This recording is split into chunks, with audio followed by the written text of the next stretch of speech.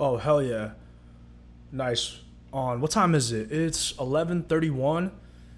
Yeah, this stream is pretty much for me, but yo, first real stream on Twitch.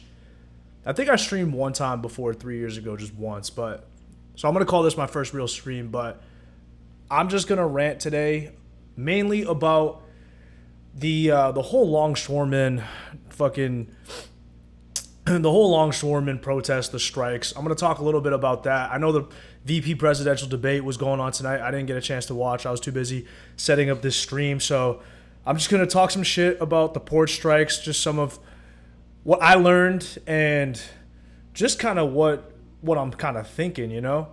And then I'm going to talk a little bit about ESPN firing Zach Lowe.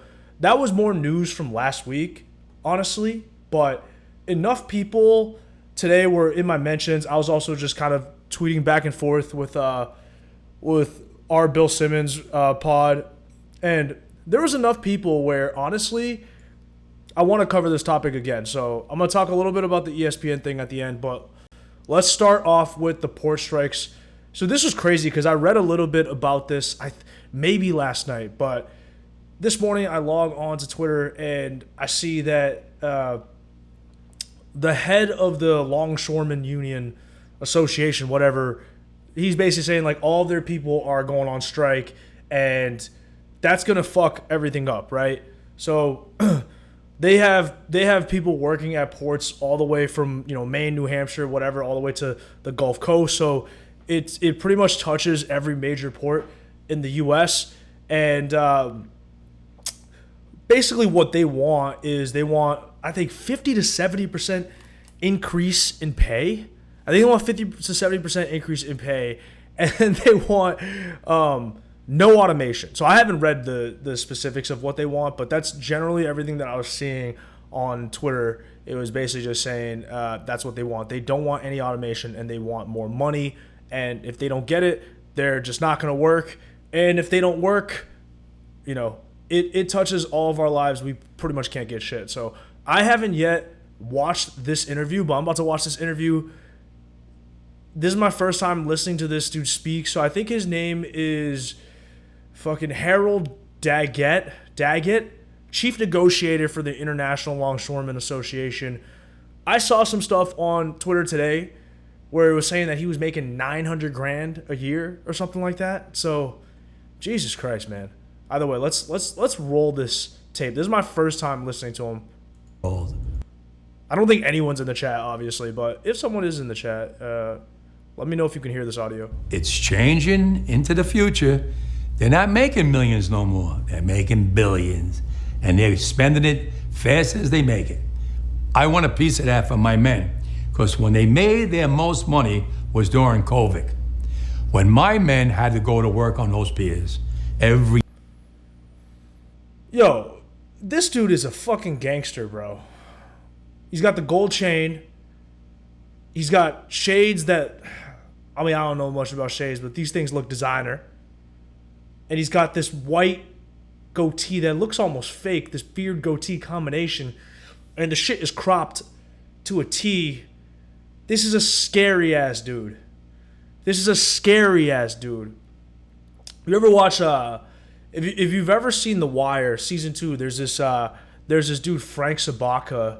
Let me see if I can pull him up real quick. I'll pull him up just so we have him. But yeah, it's fucking Frank Sobotka is the head of the union for the longshoremen for the ports, and he's involved in all types of corrupt shit. Either way, just go watch The Wire. But let me try to find a clip of Frank Sobotka. This dude is like evil Frank Sobotka. But all right, yeah, I got it. Yeah, Frank Sobotka. We'll cover Frank Sobotka. But yeah, right away, my initial impressions of this guy, he's a terrifying fella. Every single day. Oh, what did he say earlier? He said, let me rewind this. He said... During COVID. When my made their most money was... I want a piece of that for my men.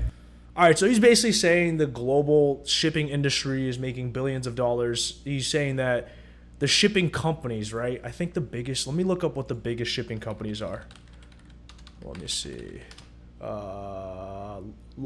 Yeah, so one of them is called Maersk. The other is called Costco. Shit, let me just pull up. Let me just get Google, and let me just pull it up. So, biggest shipping companies in the world. Let's see, all things supply chain. Yeah, so these are the companies right here. Moller Maersk Group, massive Danish conglomerate. Then you got Costco Shipping, which is Chinese. Then you got Hapag-Lloyd, which is German. I recognize some of these companies back from my old job, but these companies make a fuck ton of money. Obviously, the business that they run is pretty crazy. I'm just going off on a tangent, but who cares? I'm the only one watching this stream, or I'm the only one doing the stream, so it is what it is. Basically, for as advanced as we've gotten as a society with the technology that we have, we still have no other way to transport things over the ocean, like effectively, other than massive shipping containers, right?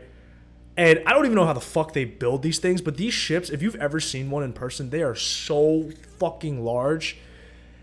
They're insane. But our entire global trade industry is run on that, and a lot of our economy, even in the U.S., is run on that because we import things, right? And yeah, you can ship some things by air, but it's super expensive, and a plane can only hold so much, whereas a massive fucking cargo ship can hold so many of those shipping containers. People fucking take those old shipping containers and turn them into tiny homes. So think about how many are on one of those. Anyways, so these companies are massive. They make a ton of money, and this dude is basically saying that the negotiator for the union is basically saying, hey, I want my guys, my longshoremen, to get a piece of this, and us as the consumers, we're gonna be the ones that suffer and get mauled off of this. But whatever. Real quick, yo, I don't know if any of you guys who are watching this have friends who are longshoremen or have worked on the docks. I had a buddy of mine who he's like a civil engineer now, which is actually kind of funny. It kind of makes sense, but he would clock in some summers, right? Like I think summers in college, he would do a shift or two working with the longshoremen. Now I don't think he was in the union. I don't think he was ever in the union, but he would get a shift, right? And you don't get those jobs unless you know people. So I think his dad was a Marine, and it was just kind of that type of blue collar military type of connection got him in the door. And he told me these dudes that work down there are fucking savages. All right, let's keep going with this interview. Because when they made their most money was during COVID, when my men had to go to work on those piers every single day, when everybody stayed home and went to work. Not my men. They died out there with the virus. We all got sick with the virus. We kept them going.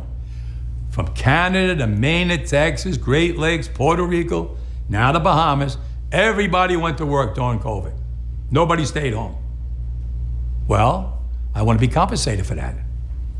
I'm not asking for the world. They know what I want. So he's asking for, I got to figure out what he's specifically asking for, but he's asking for a pretty significant pay raise for his men. And most importantly, he's asking for, and this is just from the tweets I read, but he's asking for no automation because they're concerned that if you start automating these ports, right, and we're going to go through my timeline, you're going to see videos of ports in Shanghai where the shit is all automated. It's humming so smoothly, right? Because one thing about working in that industry is pretty dangerous. Like containers fall off and break off. Shit goes wrong sometimes, and when it does, people get seriously hurt or killed. But they're against automation because they probably think that automation is going to take their job. So they're like, fuck that, you're not automating, and you're going to pay us more. And so they basically want to raise, and they want to guarantee that they have jobs for the foreseeable future. So this is a massive strong arm attempt led by this man. Or you know what? I shouldn't even say led by this man because there are clearly powers behind him that are pulling the strings. But either way. They know what they want. And if they don't, well, then I have to go into the street and we have to fight for what we rightfully deserve. These people today don't know what a strike is. Right. When my men hit the streets, from Maine to Texas, every single port will lock down. You know what's gonna happen? I'll tell you. First week, be all over the news every night, boom, boom. Second week, guys who sell cars can't sell cars because the cars ain't coming in off the ships. They get laid off. Third week. This guy's a fucking supervillain. Jesus Christ. Oh, man. Yo, he's basically saying we're all going to suffer. Everybody who has any sort of job that requires imports. So, for example, car dealerships, car salesmen, right? Let's say they're getting cars from Toyota, right? Even if the cars are made domestically in the U.S., the parts might not be, right? There still might be cars getting shipped. These guys aren't going to be able to get cars because nothing's going to get unloaded. None of the ships are going to be able to dock, and there's going to be no one there to help move shit.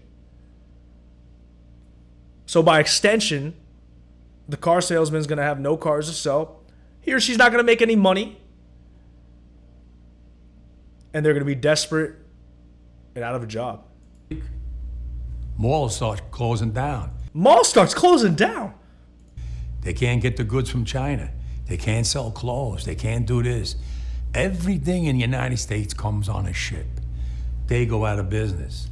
Construction workers get laid off because the materials aren't coming in. The steel's not coming in. The lumber's not coming in. They lose their job.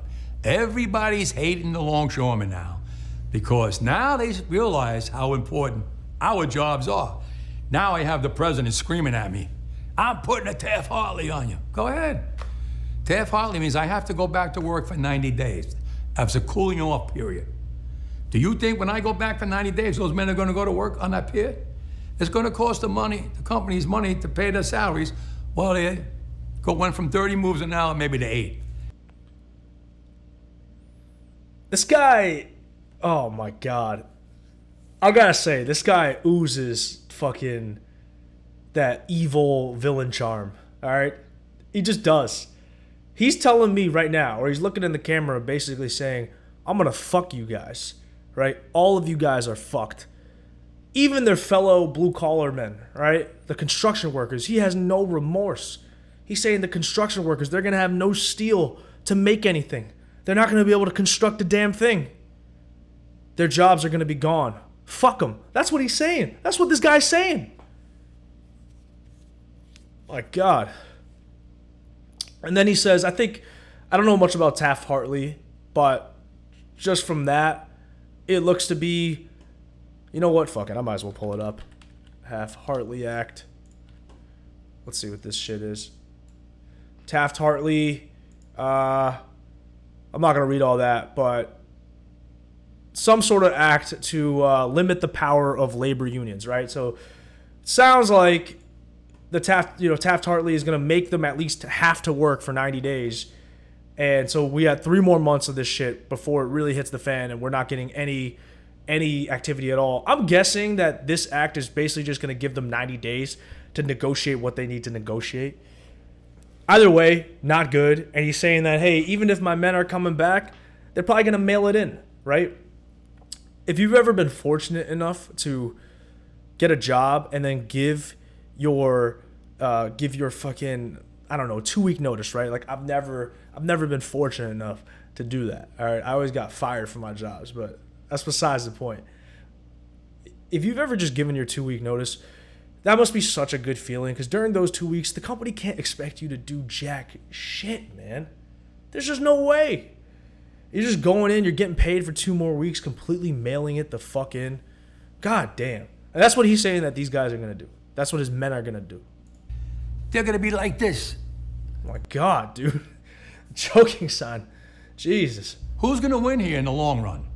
You're better off sitting down and let's get a contract and let's move on with this world. And in today's world, I'll cripple you.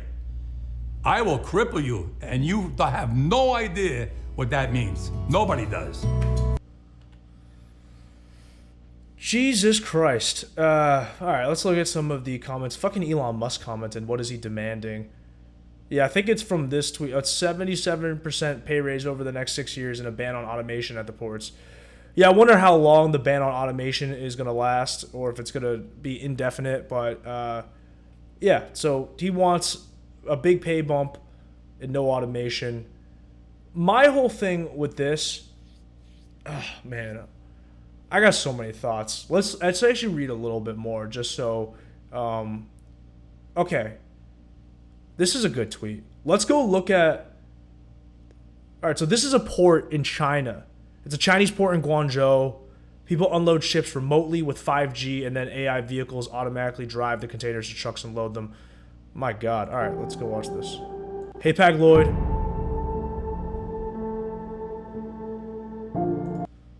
These guys look like fucking hedge fund traders. They got all the screens up there. Shit, no water there.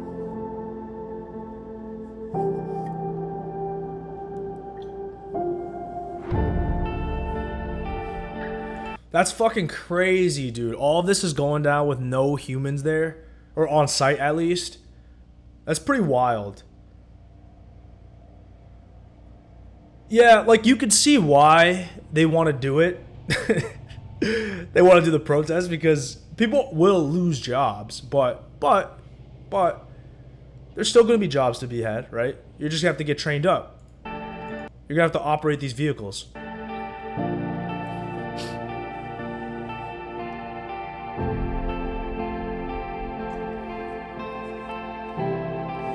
Song kind of banks.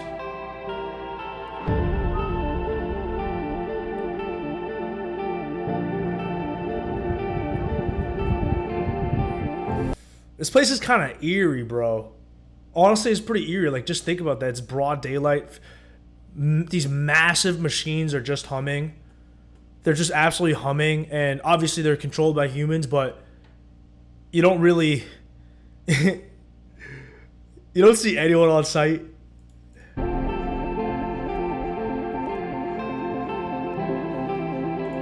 These are like gamers, bro.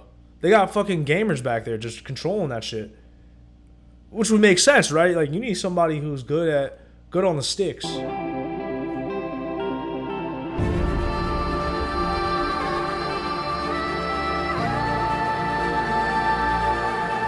gotta turn down my mic.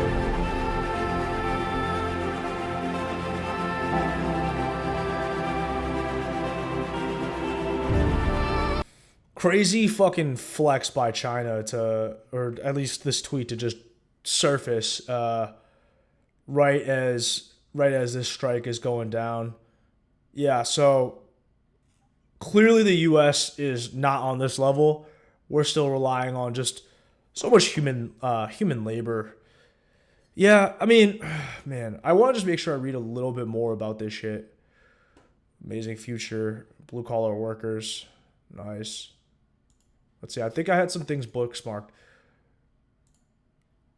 Okay, yeah. All right, so I was thinking about this, right?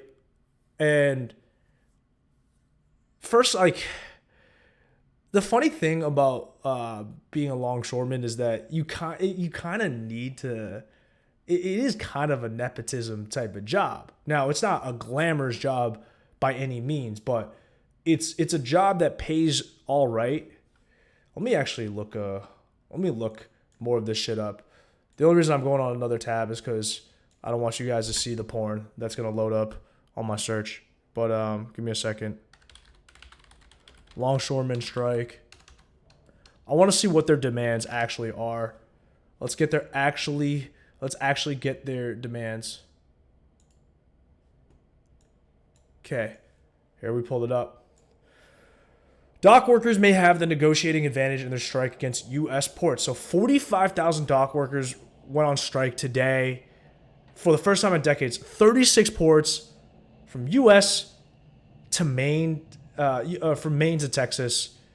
Okay, that's not good. Also, this is coming at probably the worst time possible.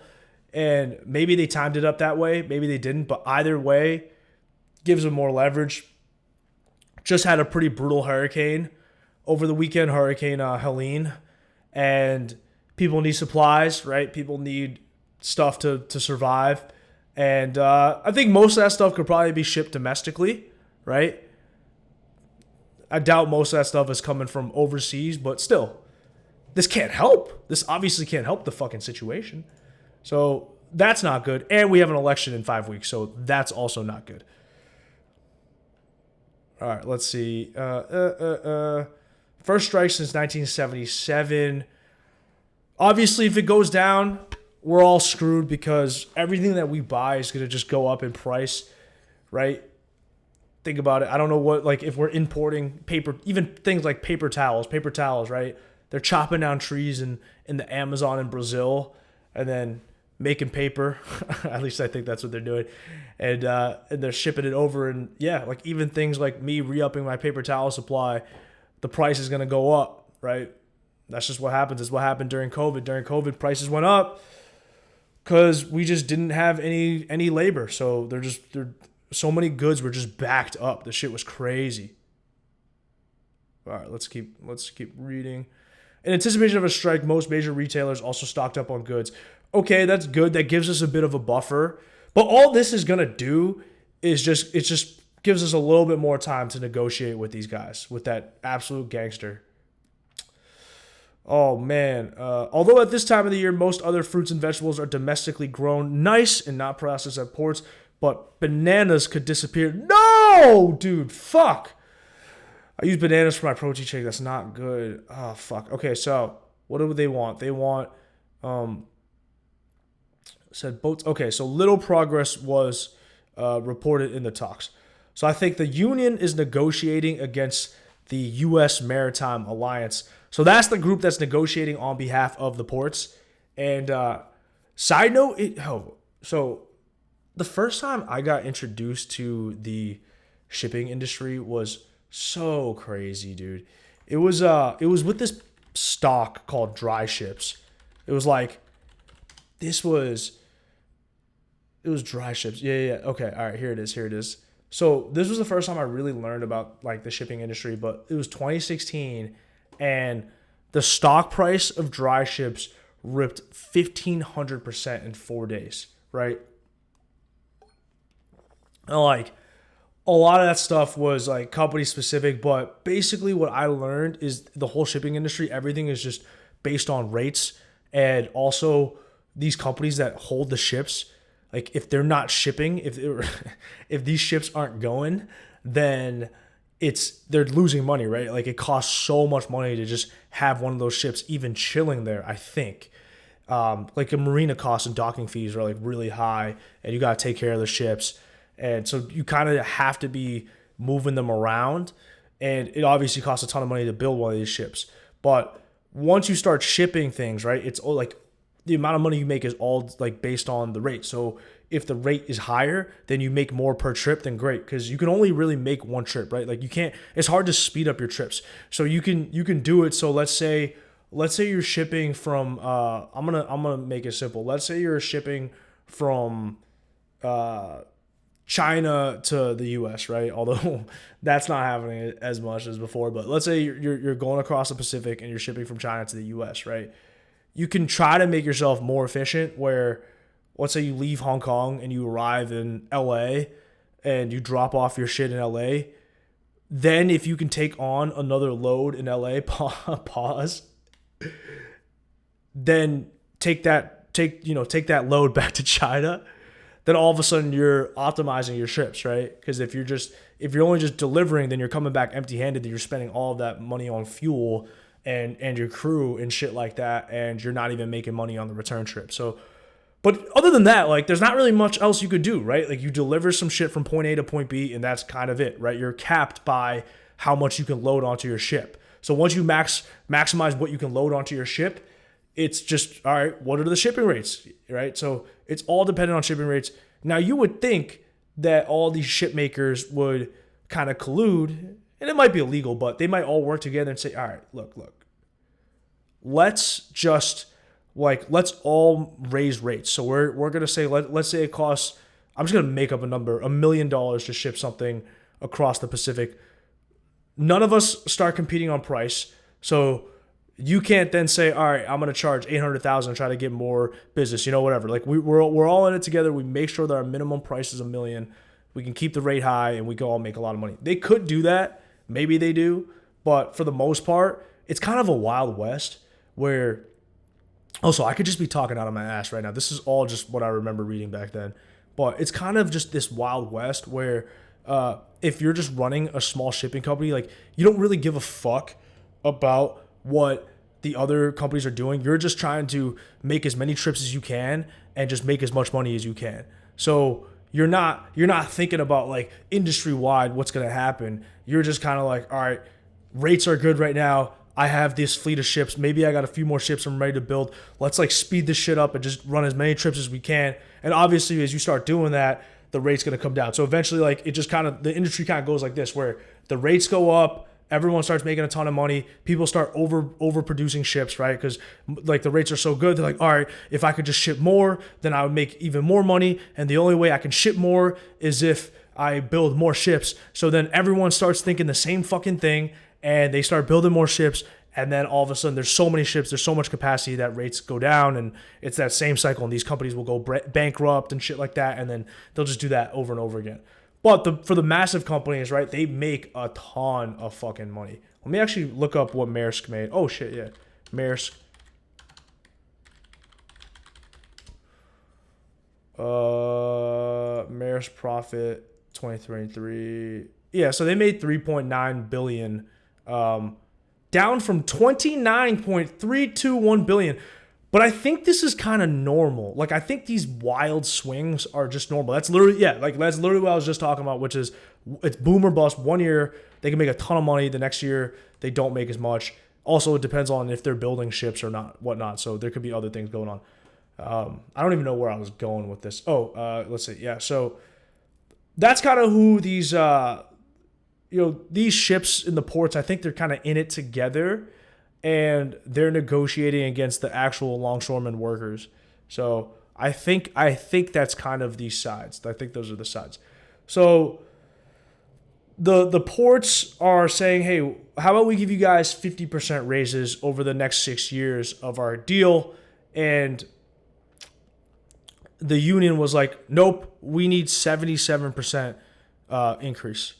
That's pretty fucking massive. That's a pretty big increase. And it looks like the alliance also offered, like, once they gave the 50 and that was rejected, they then said, all right, we'll go up to 61.5, and the union is still rejecting it.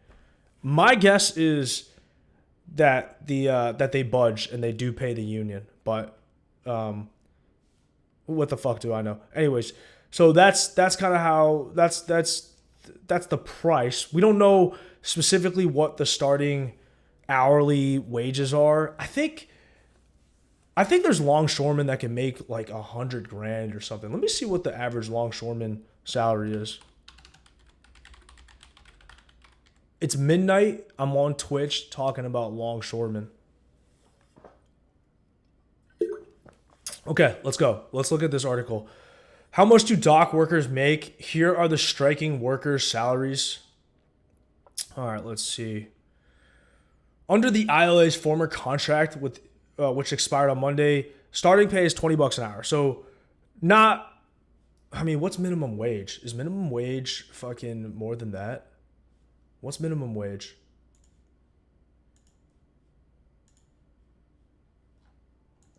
Minimum wage. Let's go minimum wage in Massachusetts. All right, $15 an hour. So you're making $5 above minimum wage, but things are expensive. So obviously $20 an hour isn't even a ton right now, but either way, so $20 an hour. And so if you had 2 years on the job, you're making $25 an hour. Then after 3 years, you're making $32 an hour. So, okay, that's not bad. And then it tops out at $39. So you can make $40 an hour. That's pretty solid. And then you clock in things like OT, right? So I'm guessing if you clock in OT, it's time and a half. So if you're at the peak, then you can make, you can go from 40 to 60. Like, that's pretty damn good.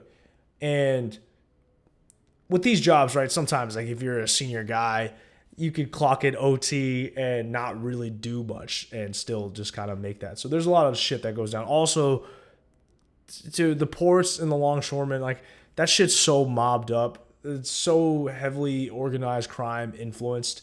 Like it's containers are disappearing all the time, right? Containers are disappearing all the time. Like, for example, let me look this up. I want to know how many containers one of these ships can hold.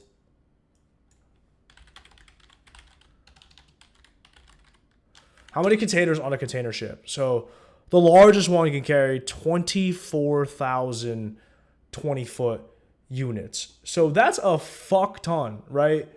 So let's say you're a company like Sony and you ship like, I don't know, you ship 50,000 PS5s somewhere. And when they run the inventory check, once it gets to your location, right? Let's say you're Sony, you're shipping 50,000 PlayStation 5s to LA. They get to LA and they run an inventory check to see how many they got. And they find 49,860, right? Just some random number. So you're 140 short. Is it that big of a deal, relatively speaking, for a company like Sony? No. So for the most part, they just know that's a cost of doing business. Maybe the PS5s got damaged. Maybe they got lost. Sometimes these containers will just fall off the ship into the ocean because the ocean is a crazy fucking place. Other times, man, things just get stolen. Things just disappear, right? Things fall off the back of a truck. And that's, these goods, right? Like people steal them essentially. They steal them and they sell them and that's how they make their money. So I'm not saying all the longshoremen are involved in that. That's unfair, but there is an organized crime aspect where there's so much shit just being stolen off of these container ships or within the containers. All right, so the union is demanding a 77% raise. So they want to go, instead of making $20 a year in the first year, they want to make $44 an hour. Or no, $20 an hour. So instead of making $20 an hour, they're proposing $44 an hour. $44 an hour. Let me figure out what $44 an hour equates to. Because now I need to know. Okay. I'll pull up my calculator app. Oh, it's not here. All right, so I'm just doing math right now. 44, let's say there's 40 hours in a week. So you work 40 hours. That's $1,760 you're making weekly times 4 is you're making $7,000 a month roughly times 12. So you make $84,000 and change off of $44 an hour. So they're saying, hey, we want longshoremen to make $84,000 a year. That jumps up a little bit for year 2, and then final year they're making a lot more. So they're making well into the 6 figures, I think, final year. I think so. Yeah, that's tough. They're saying right now, okay, yep, so my top tier hourly wage of 39 amounts to over 81,000 annually. So according to a 2019-2020 annual report from the Waterfront Commission of New York Harbor, about 1/3 of local longshoremen made $200,000 or more a year. What? Wait. Damn, dude. Now, listen, they're clocking OT, right? So it's not like they're working long hours, but that's pretty good. That's pretty good. Now, but yes. Okay, yeah, all right, next point. Well, this is from Daggett, the president, so he's going to be biased. He's like, my men are working so hard. But he maintains that these high earners, the $200,000 club, they're working 100 hours a week. Okay, fair. And you know what? It lines up with what my buddy said. It's a job that you can touch 6 figures with some OT sprinkled in here and there without a college degree, right? And it's fairly simple. Like you just gotta load shit. Obviously, it can be a bit dangerous. It can be exhausting, but right, anybody can really do it. So these jobs are in high demand. But okay, so they just basically want all of their longshoremen to get starting salaries that are getting closer to 6 figures. I don't know, I don't know. We can argue whether they deserve it or not. We can argue whether whether it's worth it or not. But the fact of the matter is they have a job that's valuable right now. Okay, so let's see. All right, so we know what they're really asking for. So here's the thing. I was kind of thinking about it, right? And my guess is they get a deal done just because we're so fucked. We're so fucked, dude. We're so fucked if if they go on strike permanently. Seriously. He's not wrong. Like, it will cripple the economy. It's going to hurt things so badly. So we have to get a deal done no matter what. Within like a reasonable time frame, like relatively soon, right? Oh, this is interesting. Breaking exposed. Harold Daggett, the president of the International Longshoremen's Association, owns a 76-foot yacht and a Bentley with an annual salary exceeding $900,000. Yeah, I mean, this guy is a thug, right? So, oh wow, despite being implicated in RICO charges, he was acquitted following the suspicious death of the primary witness against him, known mobster Lawrence Ricci, whose body was discovered in a decomposing state in a car trunk in New Jersey. Yeah, so this guy's got mob ties, right? That's all it is. And he wants to negotiate this boost in salaries. And I'm guessing this boost in salaries, a part of this is going to go, a cut of this is going to the mob. So we know what this is. Very interesting. But look, I don't know what the legality is of whatever deal they end up negotiating will be. I'm guessing they give them pretty much what they want, and then they're probably going to start figuring out ways to automate as soon as possible. And yes, there's a deal in place that's, they're going to try to fight for them not to be able to automate, but the shipping companies, the ports, after this debacle, they're not going to give a fuck. They're going to automate. And I actually think the government is going to back that side. What do I know? That's just my guess. This is just one of those things where right now they have all the leverage. So they're doing what they need to do. Because, let's think about it just from their perspective. Right now is the best time for them to ask for what they want, right? If you just apply game theory, God, I sound like such a douchebag, but yeah, let's just think about it from their perspective. They have two choices. They can negotiate for more and go on strike, or not do that, right? If they don't do that, then they don't get what they want. No matter what, they don't get what they want. So the only chance of them getting what they want is to pretty much go on strike. And what is the punishment for them if they go on strike? Like, what's the downside? There's no downside, right? They can't be put in jail. Maybe they lose a little bit of money. They lose a little bit of money in lost wages or whatever. Or actually, I don't even think they are. I think they're getting 90 days. So they're not even losing any money, right? So if they can't go to jail and they're not going to get replaced, right? I think there's laws in place where the companies have to negotiate with the union. I think that's something the U.S. government has, which is kind of crazy. For me personally, I'm generally pro-union, but to be honest, I don't understand that as well as other people. So I'm still in the process of doing more research to see if I need to change my stance. But I generally favor unions just because I know, like, when businesses have all the power, they're always going to do fuck shit for the most part. So when the Amazon factory workers unionized, I was pretty happy. My buddy's a teacher. He's in a union. I'm happy for him. But we must agree that a longshoreman union is vastly different from a teacher's union. But yeah, where was I going? Oh yeah, so there's no punishment for these guys if they go on strike, right? There's no punishment, and they're not going to lose their jobs. So all the incentives are aligned for them to just go on strike. If you don't go on strike, you're not going to get your bread. No matter what. Like, you don't go on strike, you're not getting any sort of pay bump.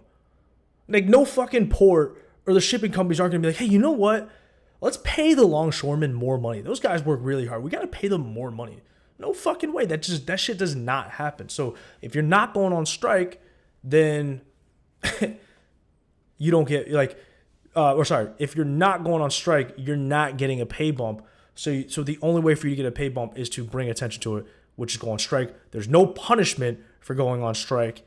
So game theory says you should go on strike. That's what they're doing. They're probably going to win. Now, some would argue that all they're doing is accelerating their eventual demise, because after this, the companies are going to want to be prepared and they're going to find ways to push for automation no matter what. But even with that being said, right, like, the reason why I say you still got to go on strike is because I still think it takes a while for automation to be built out. I think I was reading a tweet where they were saying that like a fully automated shipping port takes 4 to 8 years. I don't think most of these guys are thinking from like a 15-year perspective. They're kind of just like, how do I feed my family tomorrow? So because of that, they have leverage because they're not worried about the next 4 to 8 years that it would take to really automate all these ports because of unions, right? And because that they've been blocking automation from what I've been reading, because of all of those things, we don't have shit in place. And because we don't have shit in place, we're pretty much building from scratch. And it's going to fucking take a while. So even if today all of the port owners and they're working together, they're like, all right, fuck it. We'll give these guys what they want. We'll give these fucking bastards what they want. We'll give them what they want. Immediately, we got to start building automation. Like, we got to be doing this shit on the low, being sneaky with this shit. Maybe they are doing that. Still going to take 4 to 8 years, right? So, okay, let's see. Everyone's pissed, right? Everyone in the comments, like, mostly are pissed because this is going to affect us. It's going to affect all of us. This was one of the first stories I saw on Twitter where there wasn't like a clear left versus right divide. I think this was the first time I was going in tweets and going in the comment section, and there was no like, well, Kamala did this, or like, MAGA Trump. Like, dude, it wasn't. It's kind of just like, okay, well, this one is a little bit GOP related, but a lot of it was just people being pissed off. A lot of it was just people being fucking pissed off that they feel like they're getting shorted because all of our shit's gonna go up in price, and when we want to go buy paper towels, there's gonna be no paper towels. It's not gonna be great, right? Let's see. Yeah, everyone's kind of mad. Remember, we just lived through a pandemic. You don't scare us with your little threats. Americans can outlast your union members with no paycheck. You were offered a reasonable contract. Now it's on you. I do think they get a paycheck, though. I do think they get a paycheck if Taft-Hartley is invoked. He's a corrupt shit stain. Listen, this guy's obviously corrupt, but hey, man, he's doing what he's got to do. I'm not saying I like this guy. He's definitely not good, but he's clearly effective at what he does. All right, let's go watch a clip from The Wire on Frank Sobotka. Oh, yeah. So, The Wire, awesome show. I don't want to spoil it if you haven't watched it yet. But season 2, it's super interesting. So, The Wire takes place in Baltimore. Season 2, they jump from the projects of Baltimore to the ports where all the longshoremen work and they live, and they're fighting this uphill battle against automation because automation is taking their jobs. So then the leader of the union, Frank Sobotka, this guy, he all he really wants, like he genuinely has good intentions. All he really wants is to keep his men employed and shit, but because he's fighting this uphill battle, he starts compromising himself in order to get whatever he needs to get done, right? So that's kind of how this goes. Talking history, right? I'm talking now. Because down here it's still, who's your old man till you got kids your own? Then it's who's your son? All right, let me replay that again because the volume was low. I'm talking now. Because down here it's still, who's your old man till you got kids your own? Then it's who's your son? But after the horror movie I seen today, robots. It's not. This fucking Frank Sobotka. Oh fuck! My fault. I'm not trying to fuck this over.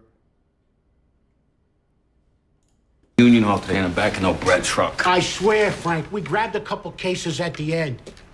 After every one of them sailor boys damn near raped it. Couple cases? Yeah, it was 4. Yeah. The fuck is up with the police? What? They're stroking tickets on every fucking car.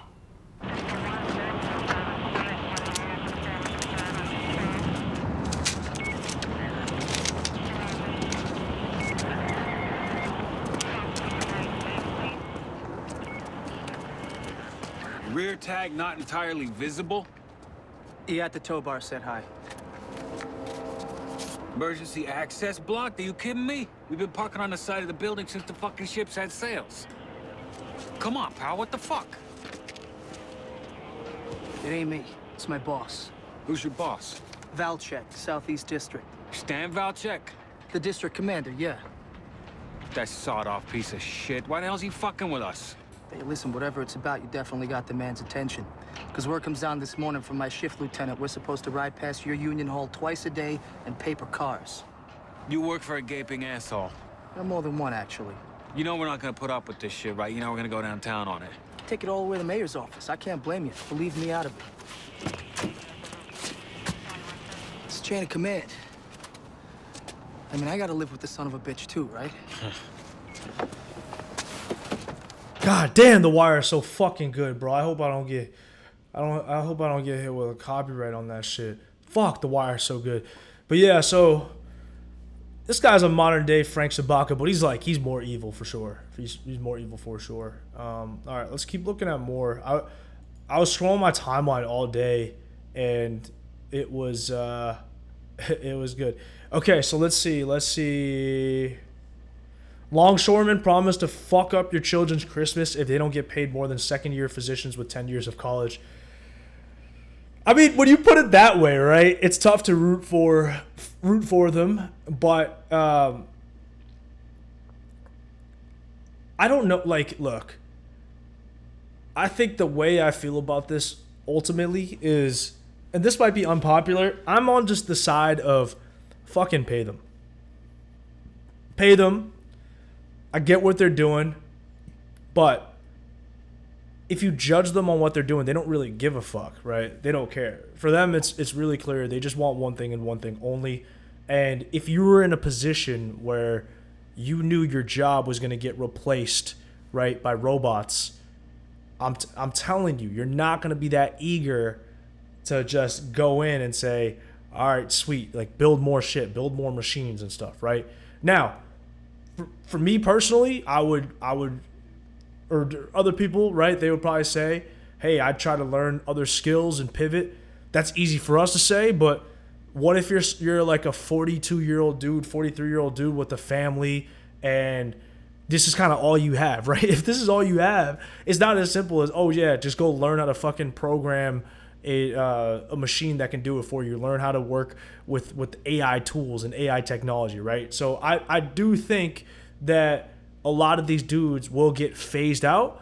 Those jobs that they lose, they'll be filled, like there'll be new jobs, right? The jobs will be for people to actually operate the robots. And maybe some of the legacy, blue collar gruff guys are going to be able to learn how to do some of the other stuff, more of the engineering shit, right? And they just transition and pivot. But there's a good amount of them that won't, right? So they will lose their jobs. And once again, most of us don't give a fuck because there's so few longshoremen, right? There's so few of them. But I don't, like, for me, I get why they're doing it. Now, ruthlessly speaking, if I'm the ports, I negotiate whatever fucking deal they want, and then I still try to find a way to probably fuck them over in the end and build out automation. And I do think there's a part of me that thinks that even the leaders of the union and them, like, they kind of know that automation is inevitable, right? Because at a certain point, what's going to happen, right? Especially with the shit that we saw today with Iran firing missiles. Yeah, when the fuck did I become a geopolitics expert? My next stream is going to be me at the gym fucking doing bench press. So I don't know what we're doing here, but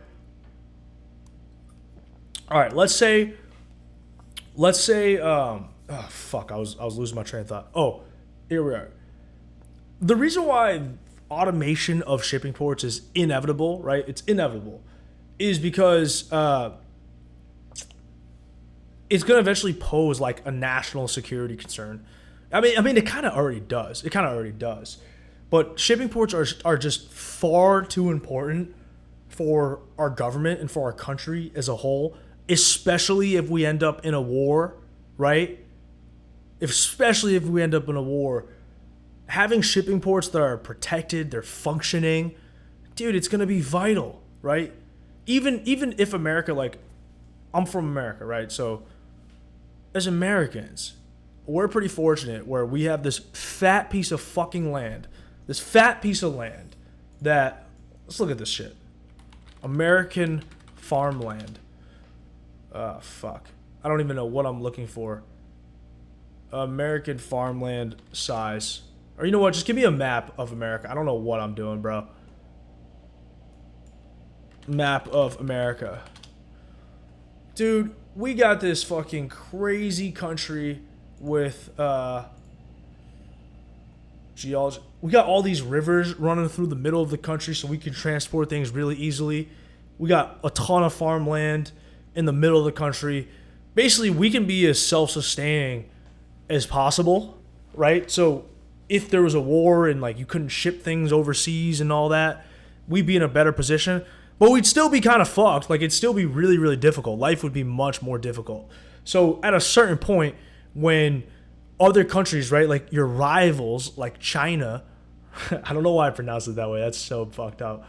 But I am Chinese. But if the U.S.'s main rival, China, is running these super efficient ports where everything's automated, and even more importantly, their workers know how to use this shit. Like, we don't even have workers that know how to use this because we're not even building it out, but they just have more skilled workers than us now. So not only are their ports functioning better, but their fucking workers are more skilled and smarter and more advanced. At a certain point, you go beyond a few years. You go 5, 10, 15, 20 years, that gap becomes scary wide. That's a scary wide gap, bro. Scary wide gap. And it poses a concern if you ever are involved in some sort of war. It just does, right? The other side is going to be able to get goods more efficiently.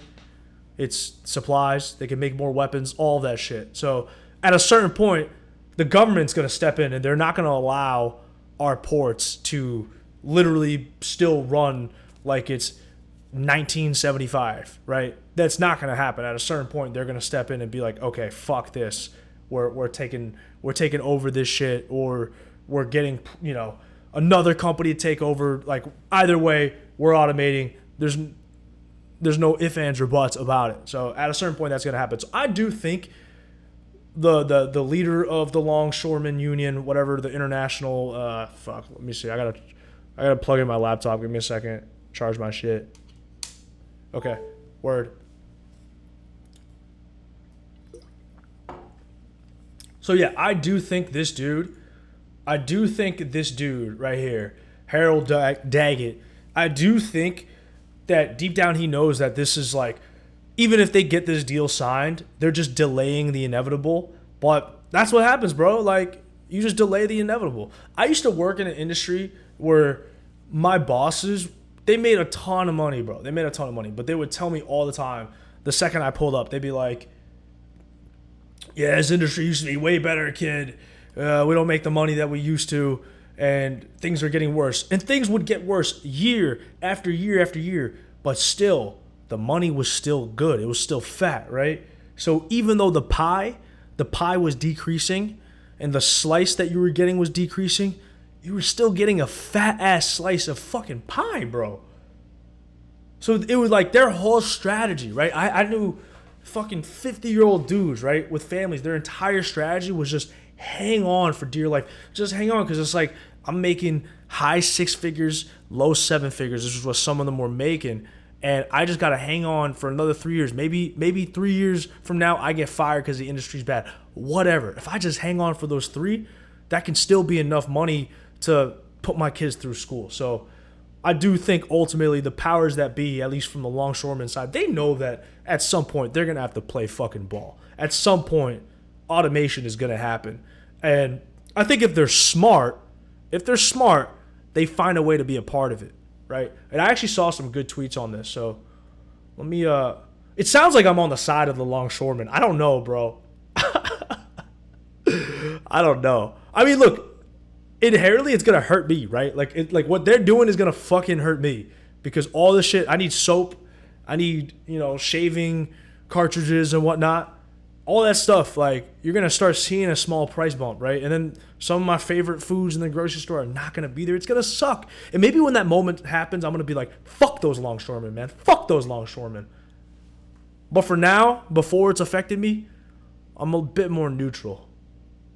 But either way, I think they're going to win in the short run, but in the long run, they're still going to lose to automation. So it's just going to be a part of a part of reality that they're going to have to just try to find a way to get a piece of. This is awesome.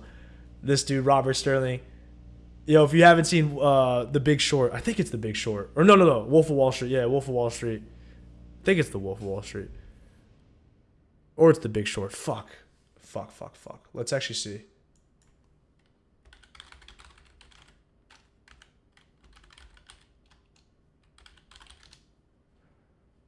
Okay, yeah, here it is.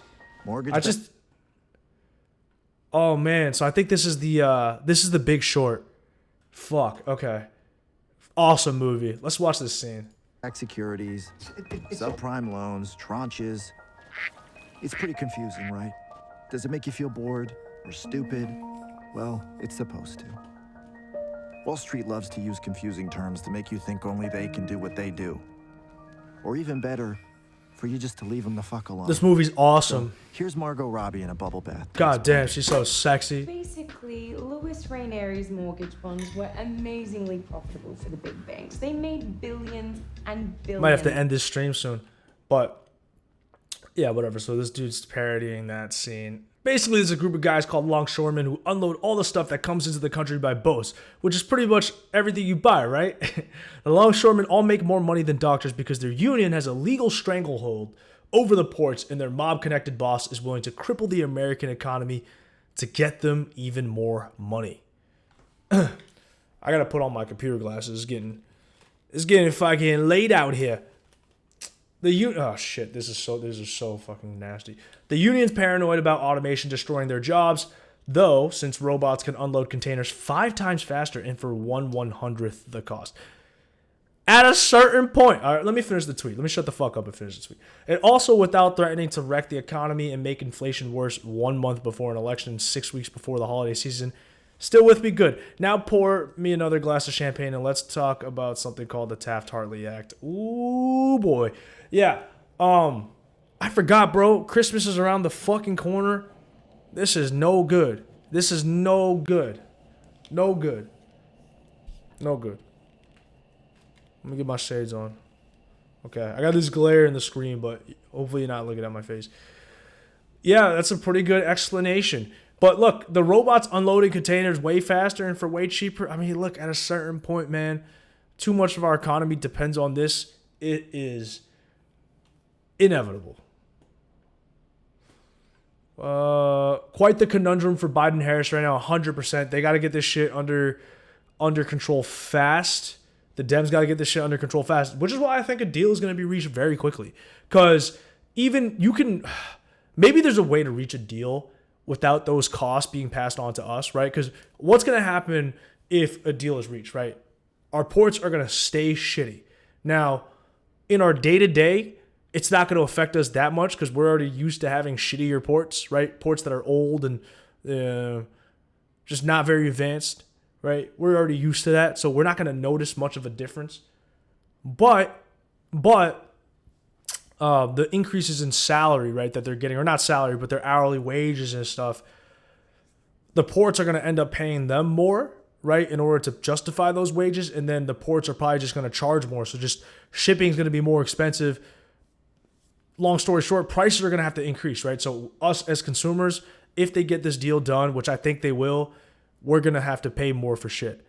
But I still think what we have to pay more for, right? Like the amount that we'd have to pay in addition, or man, I can't speak right now, bro. I can't fucking speak. But whatever extra we got to pay is still way less than how much worse it would be if there's just no shipping activity, right? at least if we have to pay extra for shit, we'll still see all of our favorite goods in the supermarket, right? Okay, maybe I'm used to paying. Right now, Right now I'm buying this this Greek yogurt that I use for my dude. First of all, Greek yogurt is excellent for bro. This Trader Joe's Greek yogurt, dude, it's so good. It's this Trader Joe's Greek yogurt is perfect for a protein shake, but I spend like $6.99 or something on it, so I might end up spending $8 on it, right? Which sucks, but it's still better than not having it there. So if there's no activity, we're just not even gonna see shit in the grocery store. That's really gonna drive people nuts. I know people are struggling a bit right now with higher prices, but a slight price increase is still going to be way better for everybody to stomach, for the American people to stomach, than fucking, things just not even being there and being expensive. Like, it would be expensive and they just wouldn't be there. So that's not good. Let's keep going. Let's see. The Longshoremen don't seem like good guys to me, or like the good guys to me. They want 70% raises and no technology and are willing to cripple the nation's economy after a horrific natural disaster to get it. Yeah, I don't think, look, that is ultimately what they want. That is what they're pushing for, but I don't know. I think it's a lot more simple than that. Actually, you know what? I don't know. I think they're just in a very desperate position. Maybe I'll say that. That's what I'll say. They're in a desperate position, and maybe it's just because I watched The Wire. Honestly, maybe this is all because I watched season 2 of The Wire. Like, that might be it, bro. That honestly might be it. And maybe just because of that, I have a little bit of sympathy for the Longshoremen, when realistically, fuck them. Fuck them, right? But yeah, I mean, fuck. Either way. I did see this one dude. Let me go to my bookmarks. Okay, all right. So this dude, shout out to this dude, John Stokes.eth. This was an interesting thing that he said, look, there's only there's around 50,000 or so longshoremen on strike. So 50 billion, right? Like, we give them each $1 million, which would amount to 50 billion. And we say in 5 years, you guys retire, and we're going to spend, 200 billion or something to automate all of the ports. And right, like would that be a deal that they would take? And first of all, it is crazy how much money we would have to spend to automate our ports and actually make them functional. Like, that is pretty fucking crazy. And even the idea of giving each of them $1 million is crazy, because you're basically sending out the message that extortion wins. So this wouldn't be my first plan, honestly, but it's interesting. And I think what the bigger picture is, right? And I think what John Stokes is saying is that the most important thing is that we have to get our ports automated. Fuck it if a few guys make $1 million. Even in today in America, like, $1 million gets you only so far, right? And you're probably gonna have to pay taxes on it and whatnot. And the point is, it's not like $10 million. It's $1 million, right? Over 5 years. So yes, the $1 million is steep to pay, but ultimately the downside of having shitty ports,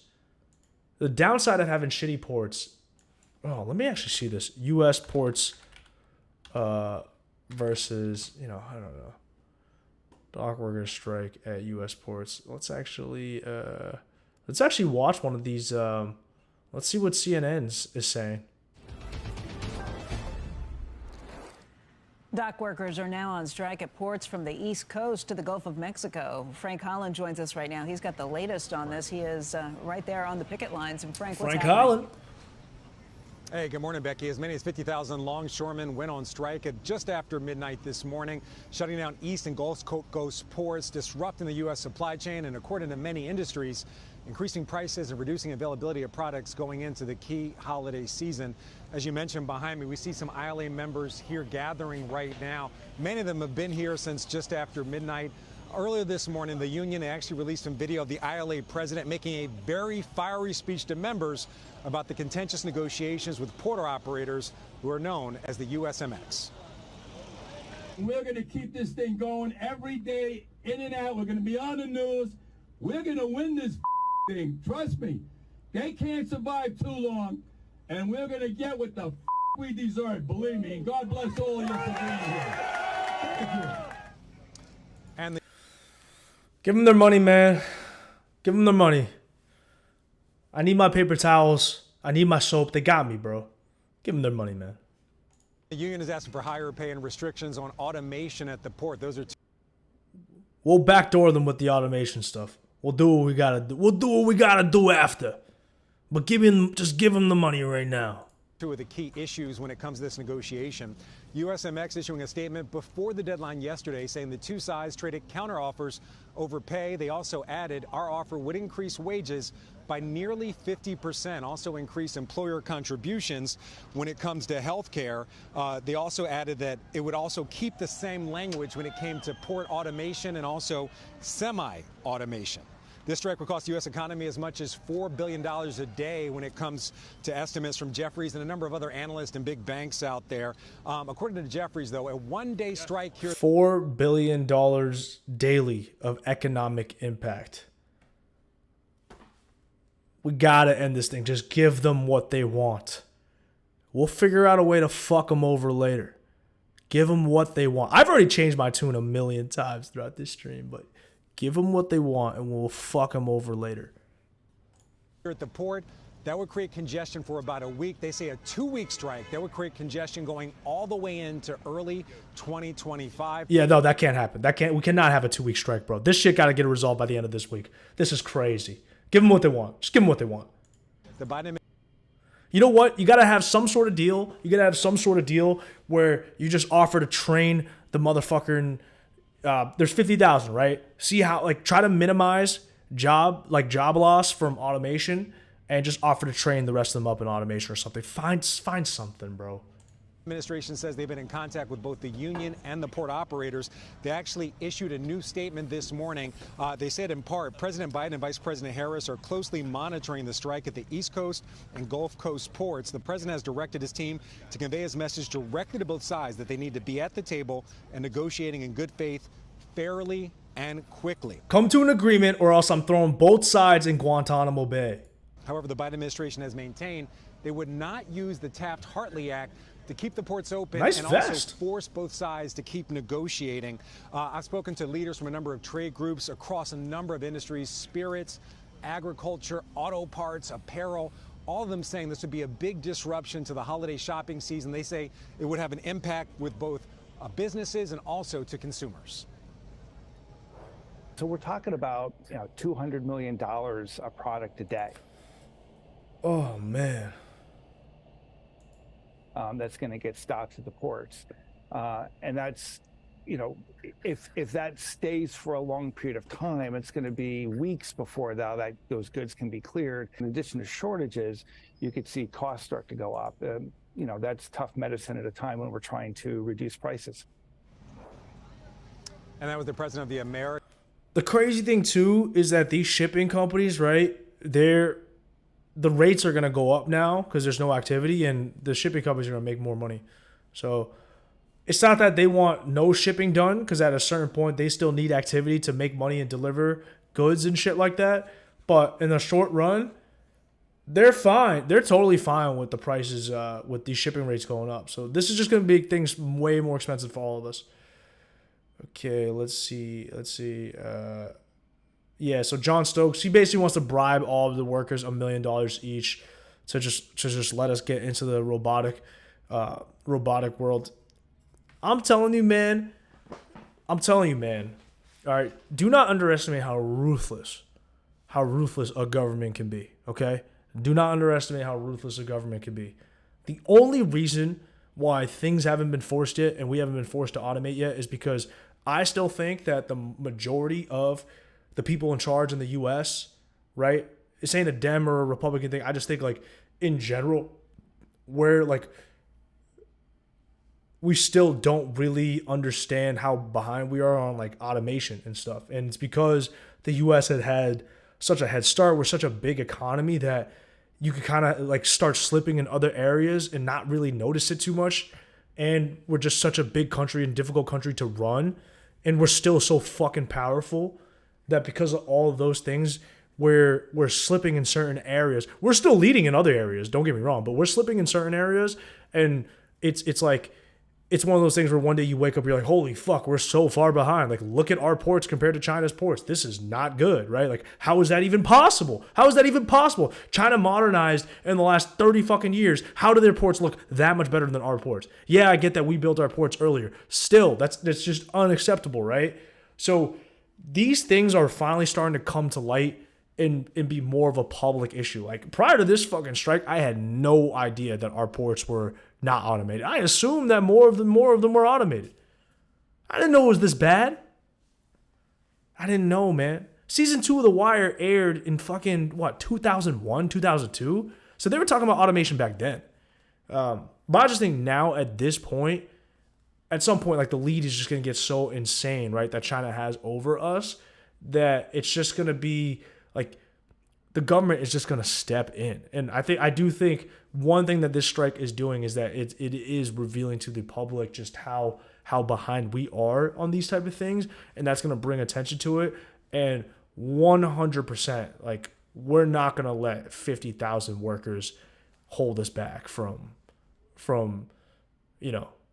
heading into the modern era, because it ultimately is a national security concern. Once it becomes a national security concern, it doesn't matter anymore, right? Like, the government's going to take over. So at a certain point, if our ports are that bad and that inefficient, at a certain point, it becomes a matter of security. So, yeah, I think in the short run, in the short term, give them what they want. Just keep things humming. You don't want to shake the boat right now. But, yeah, figure out how to fuck them over in the long run. I'm just kidding. Okay, let's see. I like this tweet, too. This is one that I saw. I think this will, all right, I think I'll finish with this and then move on a bit to the Zach Lowe conversation, and then I'm going to end the stream. So I'll just do this and then the Zach Lowe conversation, and I'll end the stream. So, okay. So our boy John Stokes first said, why don't we just bribe each of the longshoremen and give them $1 million and tell them to kick rocks, and so we can finally build robots, right? And, like, bring our country into the 21st century. This dude Josh replies and says, there's another option, right? Government nationalizes the ports. They pay the owners fair market value as required by 5A. Government gives 60% equity to unions. They will pay it back, no interest, over 20 years. Other 40% of equity is held for 5 to 10 years and then sold on the market. Wow. That was a fucking mouthful. I can just tell from this tweet, Josh is, like, very, very smart dude. But, oh, man, I'm having fun. I'm streaming to literally no one right now, but I'm having a good time. So, all right. Basically, he's saying, like, government will just, like, buy all of these ports from whoever owns them and pay the fair market value right now. He's saying, like, look, currently there's a ban on automation, so these ports aren't fully up to snuff, so they're not going to sell for as much as they would if there was automation. Yeah, I mean, maybe, but I'm sure the port owners would then argue, hey, if you're going to force us to sell to you, then you can't punish us for not being allowed to automate. Because, right, like, let's say the government comes to me. Let's say I'm running Logan, like, not Logan, that's the airport, but let's say I'm running you know what, fuck this. Let me just look into the Boston port. Yeah, let's say I'm running the port of Boston, and so I'm over here. I'm running this port of Boston, and the government comes to me and says, you know what, like, here's whatever. I'm sure it'd be like billions of dollars, right? Because there's so much activity coming through that port. But we're buying this port from you, right? I would say, well, hey, look, nothing here is automated, right?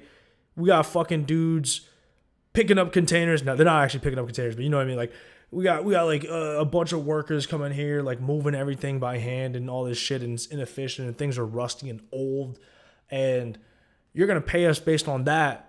I want 10 times that amount, and the government's gonna say, like, well, fuck you. Why would we give you 10 times that amount? That's what your port is worth right now.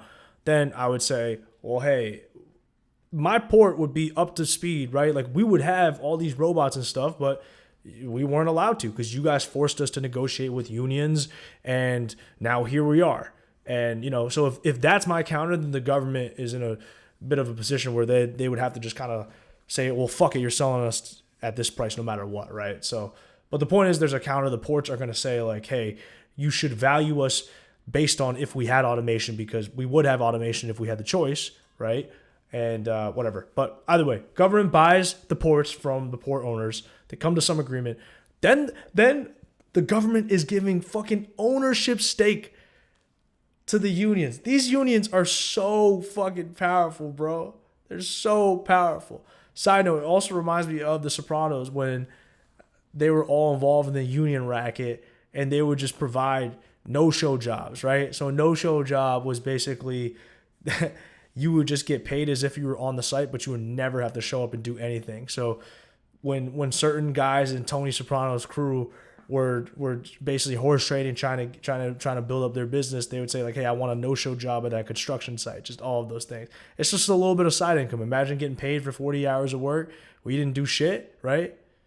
That'd be amazing.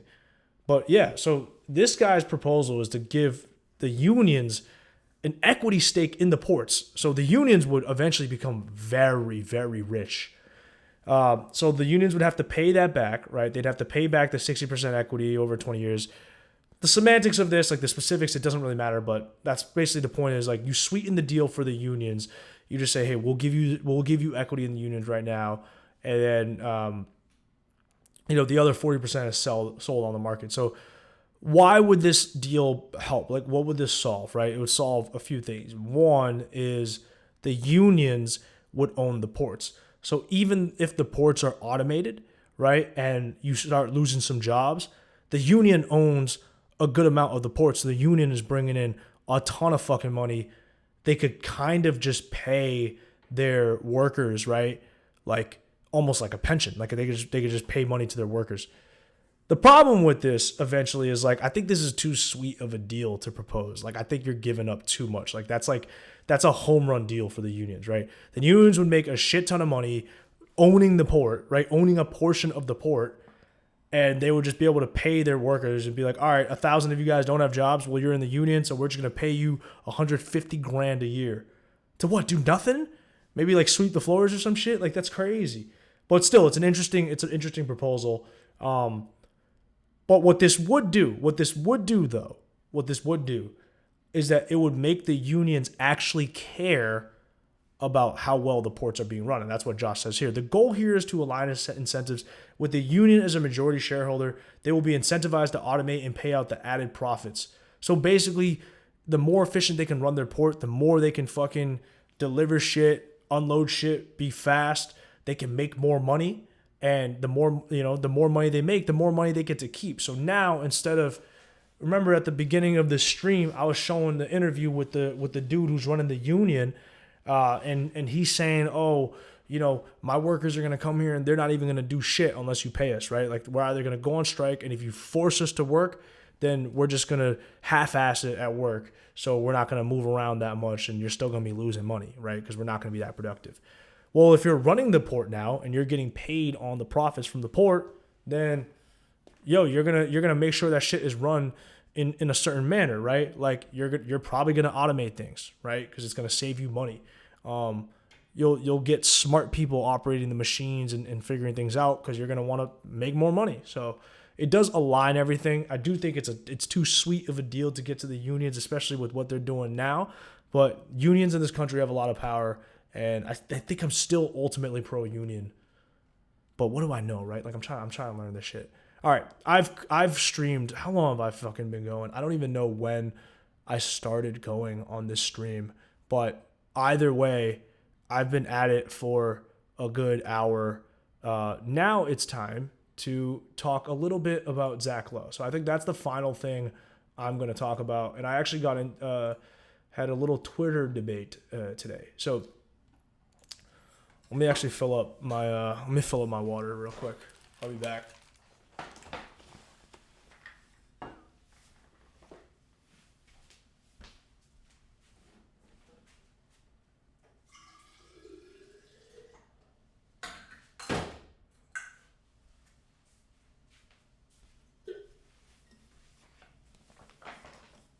All right. So, oh, man. Okay, so this is a totally different topic. But Zach Lowe is a writer for ESPN, and he also started appearing a little bit on a TV show, and then also was hosting a podcast that was pretty popular. I think it was like top 20 on Apple, maybe top 50 on Spotify. But ESPN's been laying people off, and they recently fired Zach Lowe, and Lowe was really, really liked amongst fans. Okay, so the thing about ESPN's and just basketball coverage in general, mainstream basketball coverage, is that it's not really like, it's not technical. All of it is just kind of like, yo, you just got a bucket, or, you know, you don't have the clutch gene, all of this shit. So I think a part of that is because, or a part of that compared to football, right? Like compared to football, which is really technical, basketball is like a less like game plan type sport. I played both sports before, and basketball is way more fun, but it's more free flowing. There's only 10 guys on the court at once, and it's more just kind of like read and react. Whereas with football, that shit is almost like chess, you know, like simulated war, right? Like the game plans are just way different. So I just think in general, football content is more suited towards like deep analysis. I think a lot of fans say that they want this like deep NBA analysis, and some do, and sometimes I want it too. But then also there's other times where I just want to hear a motherfucking personality on TV just say like LeBron James is the goddamn GOAT. Like I want to hear Shannon Sharp say LeBron. Like this is what I want to hear, bro. I just want to hear Shannon Sharp fucking say some shit about LeBron. That's it. That's all I got to do, bro. That's what I got to do. Or that's all I want to do. But I'm not even going to play the videos too. I'm too distracted. But, also RIP Dikembe Mutombo, fucking legend. But, like a legit legend, you know, shot blocking legend. Seemed like an awesome dude. I remember watching him when I was real young. He was already like pretty much retired at that point. But either way, so Zach Lowe gets laid off, right? And this causes a bit of a stir on my timeline. The consensus take on my timeline was ESPN's fucking stupid, blah, blah, blah. You know, like they should have kept Zach Lowe. How could they not keep Zach Lowe? But there was some more information that came out that I thought was pretty important, right? Zach Lowe makes 7 figures a year. So let's look at Lowe's salary. More than $1 million a year was the biggest factor in his dismissal from ESPN. So basically he was too expensive to keep, right? That's it. That's essentially the reason why they fired him. And I was on Twitter basically saying, look, like you can like the stuff that Zach Lowe puts out. For me, I used to like it a lot more. I think so.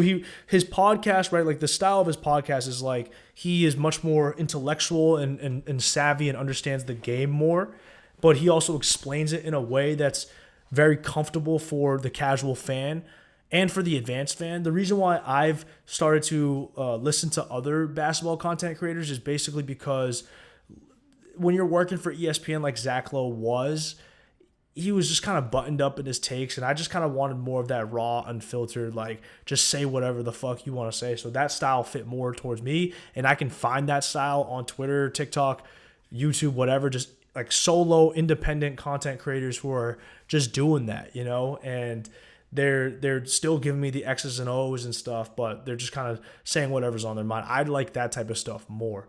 So for me, I like Zach Lowe. I wasn't like a Zach Lowe stan or anything, but he's got a lot of fans, and they were in an uproar, right? It was just ESPN's dumb, and they should have kept him, and he's awesome, and all these things. And ultimately, I think Zach Lowe's gonna be fine. But today, and I was tweeting about this last week, but today I responded to this tweet from the Bill Simmons podcast, who I love his pod. I've been on as a guest a few times. Go check it out. He basically just covers the Bill Simmons pod. So it's a podcast about a podcast, which is like such a crazy thing to say, even in 2024.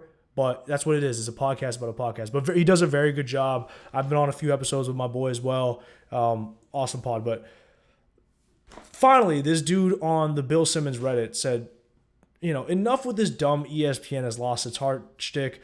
The reason why ESPN laid off Zach Lowe is because he was drastically overpaid for a job at ESPN. Now, I'm not going to read the rest of this, but this has been my take the entire time. And I've been shocked at how just sorry and the outpouring of like, condolences that everyone has given to Zach Lowe. Yes, it sucks for someone to lose their job, okay? Without a doubt.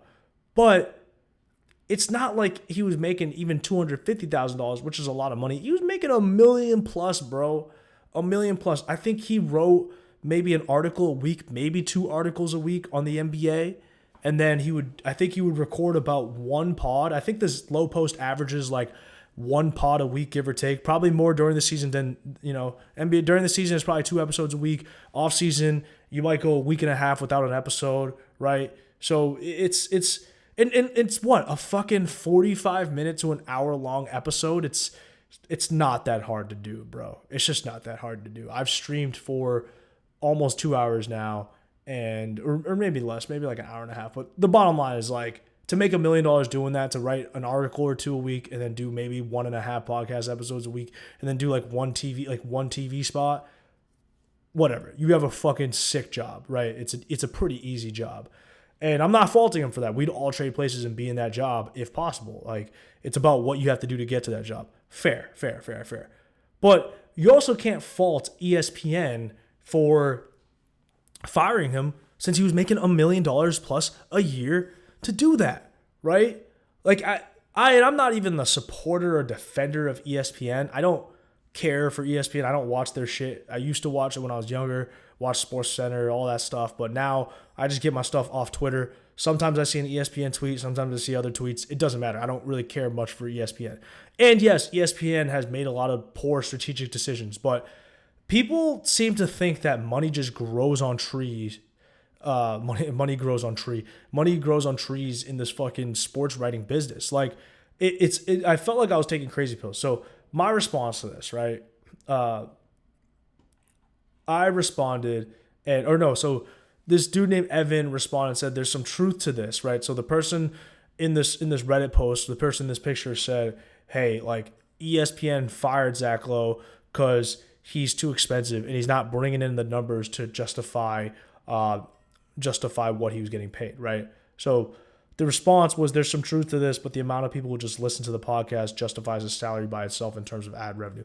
See, that's the part for me where I really, that part bothers me, because I think people are still stuck in 2020 when it comes to thinking what podcasts make, right? Like, that's really what I think people are stuck in their heads.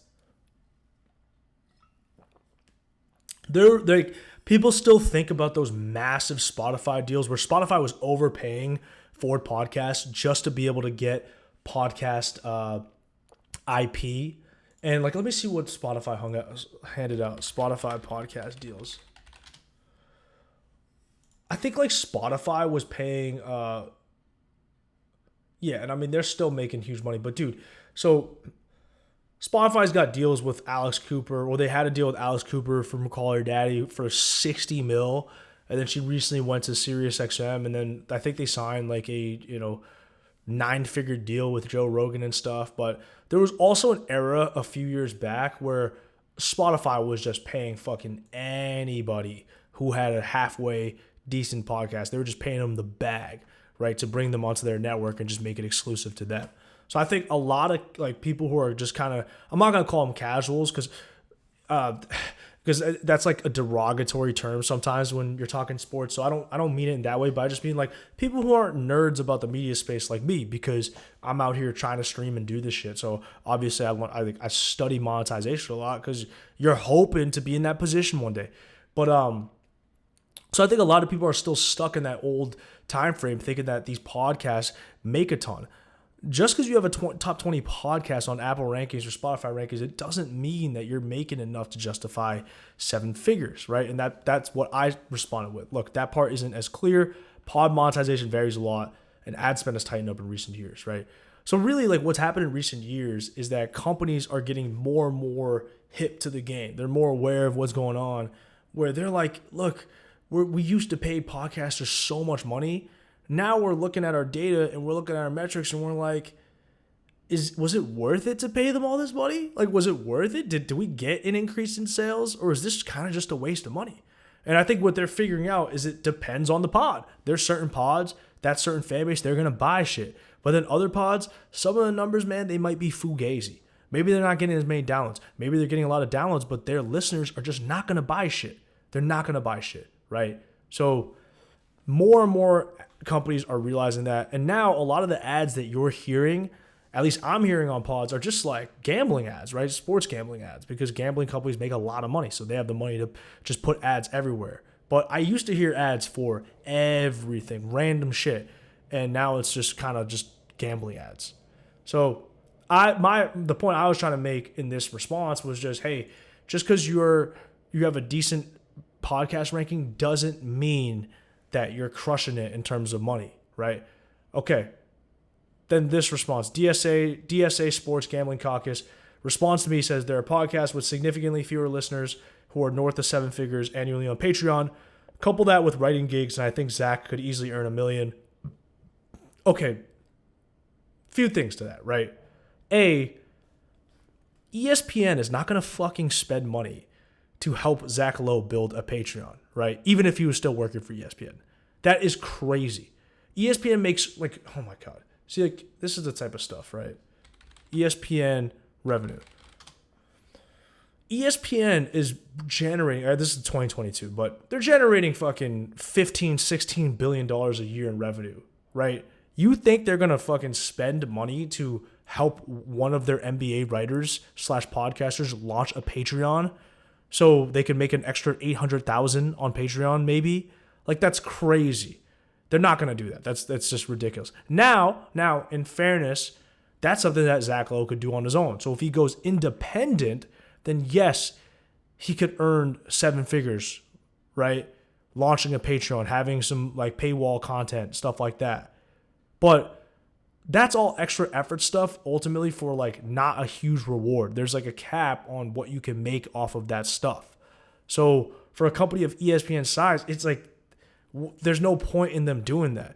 I'm sure the execs who fired Zach Lowe probably know like, hey, this dude could run his own pod and bring in at least 6 figures in revenue, right? If not, maybe 7. I think 7's still kind of steep, but I could see him bringing in mid 6 figures in revenue, right? So even the execs that fired him probably thought, hey, Zach could probably do his own thing and be fine. Maybe another network picks him up, but hey, he could do his own thing and be fine, right? He could have a Substack, whatever. He'll make money.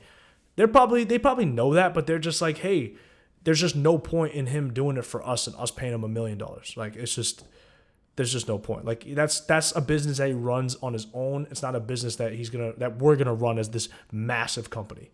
So another thing I wanted to cover too is people don't think about the resources that ESPN is using to assist with Zach's content, right? Like, you still need an editor, right? Now, Zach can write without an editor because he's a writer. He's a good writer. But the point is, at ESPN, they have editors that check all your shit. Then they have overhead, right? They got engineers. They got podcast producers, right? Audio editors, all that stuff that have to be on site to produce his content, right? Like, he probably records and then submits it and then someone else produces it. Maybe he produces his own shit. I could be wrong, but my guess is ESPN has an internal team doing that stuff. So he's kind of, he's carrying some costs with overhead as well. So I long story short, I just think like a lot of people were dunking on ESPN for firing Zach Lowe when I felt like if you're paying a dude $1 million and I follow the NBA a lot, like Zach Lowe's cool, but he's not this like personality that to me is going to get a ton of eyeballs and a ton of views. Granted, yes, he has a decently popular pod, but once again, that's not a guarantee you're making $1 million plus a year on your pod, right? So with all those factors, I just wasn't surprised that ESPN canned him. If he was making $300,000, $400,000, I'd be a little bit more surprised. But $1 million, like if this was 2020, fine. But at 2024, it just doesn't make any sense. With that being said, I think he'll be fine. I think he will. Another place will hire him, and to make that type of money, you got to be on TV, right? You really got to be on TV. So another place may hire him, or people may look for cheaper talent that's more dynamic, right? That's younger, maybe. But I think he could do his own thing and do pretty well. The last thing I'll say is, let me see. Okay, there was another response that I want to catch. Okay, let's see. There's something else I wanted to say, and there's something else that I tweeted, but it's not showing up right now. But basically, someone else had responded to me. I think it might have been Evan, and man, I can't find this shit. Why am I struggling so hard to find this?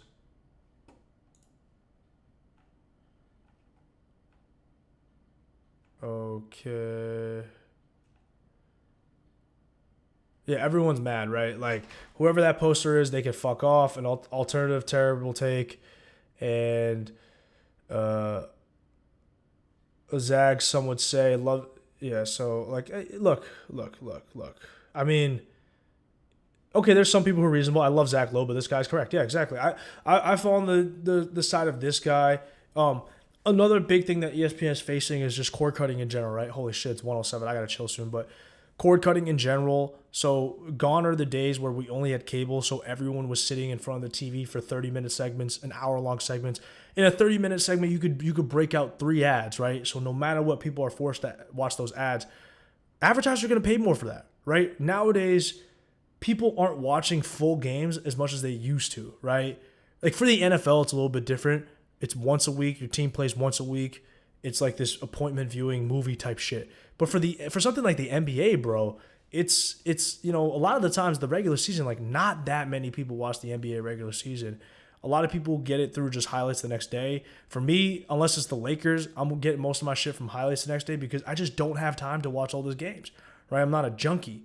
So because of that, ESPN has to figure out a way to monetize shorter and shorter form content, and that's always going to come with less ad revenue. So no matter what, they're still facing this this uphill battle, and like each year the industry gets a little bit tighter. So either way, I've ranted for long enough. It's 108. I got to go to bed, but I don't know if anyone checked this out. I'll check the stats after, but this was cool. I'm going to just keep doing these. Eventually, I think I'm going to game a little bit as well.